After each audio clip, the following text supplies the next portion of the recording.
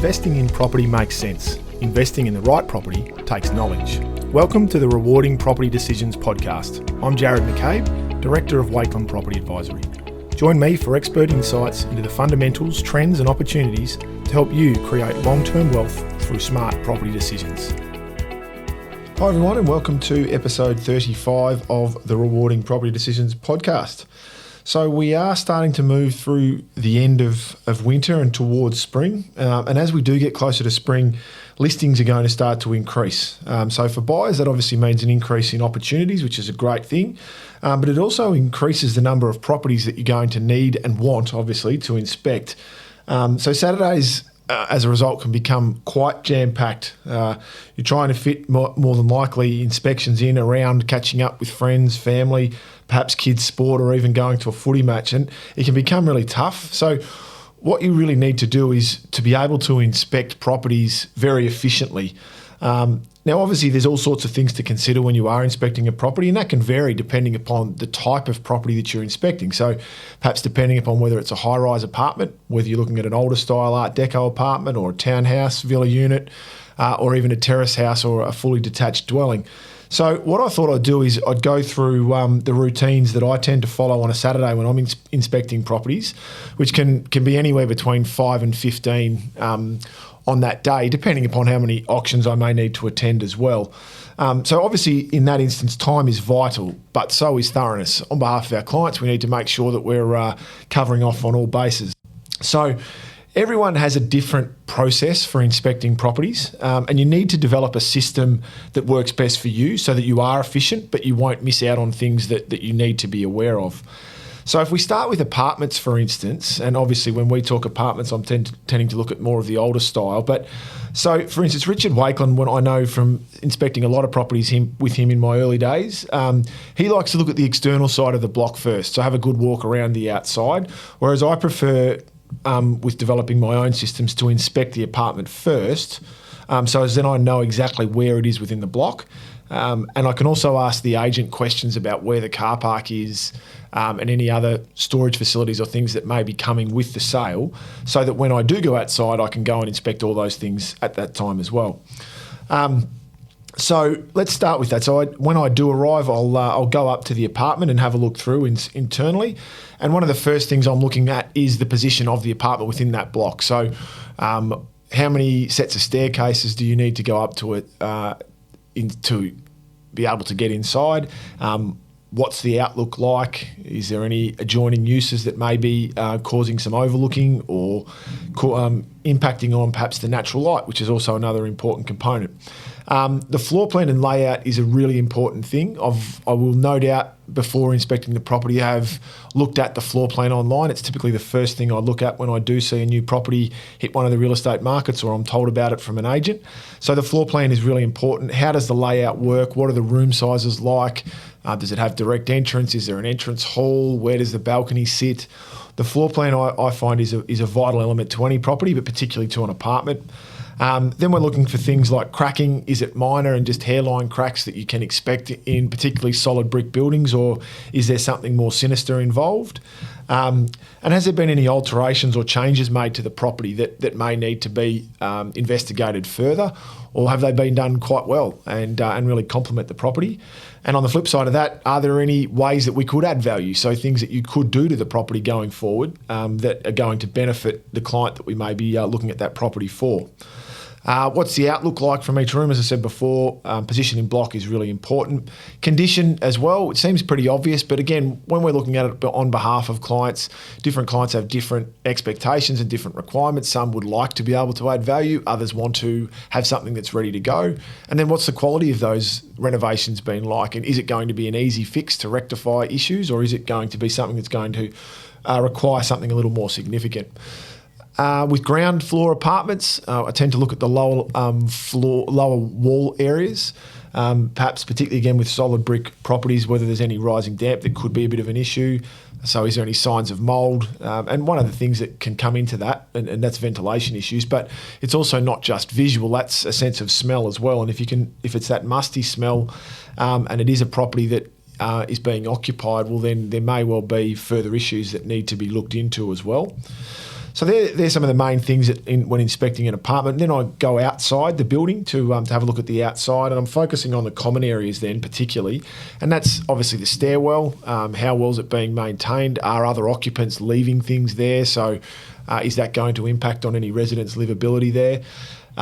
Gardens, particularly again with older style properties, are they looked after? Are they being regularly maintained? Are they attractive? It's not a difficult thing, but it can be a sign that perhaps an owner's corporation isn't as active as you may want them to be. Looking at the paving, both paths and driveways, are they cracked, or is there going to be some work that's required going forward, or does it appear that they've been quite well looked after? And obviously that leads to the car parking as well. So are we looking at undercover, open air garaging? What type of car park do we have, and how accessible is it? So is it something that's going to need a 10-point turn to get in and out of the car park, or is it a pretty easy drive in, drive out? And is it of a reasonable width too? Particularly, for instance, some of the Art Deco, older style Art Deco apartments, they can have pretty tight car parks. So is that going to potentially cause an issue? Is it something that we can work with, depending upon the quality of the apartment itself? Then also looking at the externals, the windows, fascia boards, spouting, have they been well maintained? A lot of the things when you're looking at the common areas of a property, it is to tell you whether or not an owner's corporation is active. And we're in a fairly fortunate position in that we've got a fairly extensive database to tell us how properties have been maintained over a long period of time. So that we can then find out, or we can then monitor, how an owner's corporation is looking after a block. Communal laundry areas are always a good sign too, as to how active people are, whether or not you've got owner occupiers in the building or tenants, because you tend to find that they'll be better maintained if there's an even balance of both. So these are all really important aspects to look at. So by looking at all these common areas, what that then enables you to do, you can make some notes and dot points of things that perhaps you're not so sure about, and then you can make contact with the owner's corporation and find out, ask some questions and get some clarity. Because just because they might be warning signs while you're there doesn't mean that they may not be currently being addressed, and therefore if you make the phone call, speak to the owner's corporation, you may well get some satisfactory answers by going to that next level, meaning that the property's now a good option, whereas others may have dismissed it because they haven't gone to that next level of researching just that little bit further. The next type of property, obviously, that we quite regularly inspect from an investment point of view is a villa unit. There's a lot of similarities in terms of the inspection process with a villa unit as there are with an apartment. It's start again with the internal side of things is what I prefer to do. And again, I'm really focused on the floor plan. With villa units, you really would like to have an entrance hall with rooms leading off it to a degree. It needs to have the feel of almost a small house. Some of the more entry-level villa units have direct access, and perhaps that doesn't necessarily work quite as well. Natural light is also really important with villas, and that can, it's not so much adjoining uses from neighbouring properties, it's probably more where the windows are and what their aspect's like, because sometimes they can be tucked in close to other units within the block, and so privacy may well be an issue, but also natural light as well. Again, cracking is also something to keep an eye on in brickwork, but also in plasterwork. But also there can quite often be some really good opportunities to add value to villa units. So that's something that can be quite attractive to people, putting in kitchens, opening up rooms between kitchen meals areas into living rooms to create a bit more open space. So we look for those sorts of things too. One of the key aspects and one of the key draw cards for people buying villa units is the fact that they do have outdoor space, and so it's really important to clarify whether or not those courtyards, outdoor areas are actually on title, because they aren't always with villa units. So you can look at that and then perhaps either have a look at the title while you're at inspection. If it's not there, then request a copy or ask the agent that question, because it is an important aspect to that type of property, as is the garage. So how accessible is it? Are you going to be able to get in and out fairly easily? And is it big enough to accommodate a car, or your car if you are looking at it from an owner-occupier's perspective? On the external side of things, for a villa unit, we're looking obviously at the number of units that are actually within the complex, and what's the maintenance like of the gardens, that sort of thing. Sometimes they can be, the common area gardens might be maintained by one person that's been there for a long time and loves doing it. So it's important to get clarity on that, because if that person disappears, you may well then need to get a gardener and things in. Or are the gardens not being looked after, and therefore it might be a sign again that you don't have necessarily as active an owner's corporation as you might like to have. The other interesting thing to consider too, because villa units are slightly different to apartments in that sometimes, depending upon the structure of the owner's corporation, there may well be more responsibility on each individual owner to look after their own unit. And so you might walk around the complex and see that one or two of the units within a block of 5 or 6 might not present perhaps quite as well as others. And that may well be that there is more responsibility on individual owners, which in actual fact can be a negative, because it means that if they're not taking responsibility, then it can bring down the block. Whereas if it's expected that the entire block does things at the same time, you tend to find that there's a bit more consistency as well. Another important thing is to look at the type of title with villa units, stratum versus strata, and as I said, whether or not the courtyards are actually on title is really important too. That then takes us to looking at houses, which obviously we look at a fair few there too. And we're obviously looking at a lot of period homes. So walking the boundary of each room particularly is something that I find when I get inside the house is really important. When I say that, I walk around around the walls of each room. And what that does for me is to start to tell whether or not there's any sloping in the floors, whether or not there's any soft spots or spongy areas. And whether or not that might lead to some re-stumping requirements, that sort of thing. So by walking that wall, you can tend to feel that. It's not uncommon in terrace homes to have floors sloping away from chimneys, but it also might mean that you need to do a bit of work there. So walking the outside of the room can quite often tell you a lot about it. In solid brick period homes, looking at the lower walls can tell you a lot too, whether there's any paint flake or bubbling. It may well be rising damp. It may well be from a leak coming from a shower or taps from a neighbouring room. So you can investigate that a little bit further. With all properties, but I find it a bit more common with houses, particularly with furnished houses, is to look at the furniture. And that might seem a little odd, but sometimes you can look at furniture and think, well, that's not a normal place for that to be, whether it's a coffee table or a television or a robe, that sort of thing. It's a little bit unusual. So is that hiding something? So keeping an eye out on those sorts of things is really important. It might be that a cabinet's been put over the top of a dead spot in a floor or an area that's starting to drop. It might be that that there's been a couch put in front of a wall where there is paint peel and bubbling. So just keep an eye on those sorts of things, because it might well be trying to cover up things that the owner doesn't necessarily want you to know about. Obviously, room sizes is really important, particularly with bedrooms. And again, this is across the board, not just houses, but it's not unusual, particularly with styled properties where they've had a stylist come in. Bear in mind, particularly bedrooms, that beds in styled that the stylists use are not always a standard size. So it's not always a standard double or queen size bed. They have got specific beds for different rooms. So it may well look like there's a double bed in a room and you think, oh, well, that'll fit it, no problems. Not always the case. It may not be the full size bed. So just bear that in mind. And if you feel you need to, make some measurements, those sorts of things as well.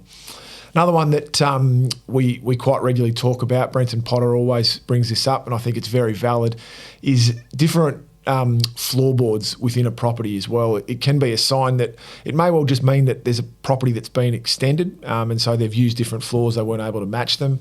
But if it's in the middle of a house or in an unusual spot, it could well be a sign that perhaps they've had to pull up floors and look under the house. It might well be for pests. It might well be that there's been some moisture under there which has rotted out boards or have needed to replace stumps, that sort of thing. So differing types of floorboards can be an issue. I speak regularly with clients about a concrete slab in a terrace house front to back. No problems with a concrete slab as part of an extension at the rear of a property, but if there's been a concrete slab put in the front bedrooms of a terrace house, it's not what they were designed for. And Peter Alexander, our building inspector, may have even mentioned this a couple of weeks ago with a previous podcast, but if they're not done properly, that can really lead to significant issues around moisture getting into the brick walls and causing trouble there as well. Lounge rooms, are they functional? Are they big enough, particularly terrace houses, some of the older places? If they're not big enough, you may not fit a couch in, you may not be able to find a wall to put a TV, that sort of thing on. So you need to be mindful of that. And then properties particularly houses that have had extensions done to them, have they been done with the property in mind and being sympathetic to the house? or have they added mezzanines and lowered ceiling heights on floors below that don't really go with the rest of the house. Having bedrooms added to the rear is not necessarily what's expected with a terrace home either. And then having bathrooms leading directly off kitchens is not favourable either. So these are the sorts of things that we're looking for and can be off-putting. Surrounding uses is always something to be mindful of. It's never a controllable thing, but it's certainly something to investigate further where possible. Obviously, if you've got period homes next door, you're far less likely, particularly if there's heritage overlays and things around. But if you're adjoining, say, another block of apartments, or you're adjoining commercial or industrial, then there is a risk of alternate uses being constructed there, and it's just something that you need to be considerate of. And then finally, and it's not as though it's certainly last but not least, but the consistency of a streetscape is really important too, particularly with homes. So have a good walk up and down the street and have a good idea of what the surrounding development is and whether or not that's the expectation for the suburb that you're looking in. So, for instance, some suburbs are having a variety of styles in the street is to be expected, whereas others will want to have a consistency of style and similar type properties up and down. So just be mindful of that as well. Okay, so for today's case study, it was a property that I helped some clients purchase a number of years ago in the inner eastern suburbs of Melbourne. This is a little terrace house, and it was in a very good, consistent street, and it had been actually really nicely renovated throughout with a great floor plan that worked really well. I noted at the inspection, though, that the next door property was vacant and in fairly modest condition, so I thought I'd just do a bit more research when I got back to the office. So I called the council afterwards and found out that the property had plans to be renovated and extended, which I can't remember exactly whether they'd been approved or not, but I did manage to get copies of those plans, and we found out that there was going to be a first floor extension added as well as an extension out the back, demolishing part of the house and redoing things. But it was going to be very well done, and when looking at the floor plan, could see that there was going to be no overlooking or balconies looking directly into our yard. So that was a positive as well. It was certainly going to improve the quality of the streetscape, and it really needs to be understood that it's what's expected and needs to be expected in that inner city type location. So I explained all of this to my investor client that was looking at the property. They were very comfortable with that. So we went ahead and they were fully informed, knowing that there would likely be works, and so that would potentially impact on any renter of the property in the short to medium term, but certainly something that long term wouldn't impact on the value of the property. So we went ahead and were successful purchasing the property. But the best part was that there was no surprises. They were able to move ahead, and a great result in the end, and it's certainly performed well since. They've got good quality tenants, and they've now got a really good quality property next door to them as well. So that's about it for today's episode. Thanks very much again for joining me. I hope you found it valuable, and as always, please feel free to share the podcast with family and friends, any colleagues and anyone else that may have interest in property. If you'd like any further information, please visit our website, wakeland.com.au. And as always, we wish you all the best with your property decisions.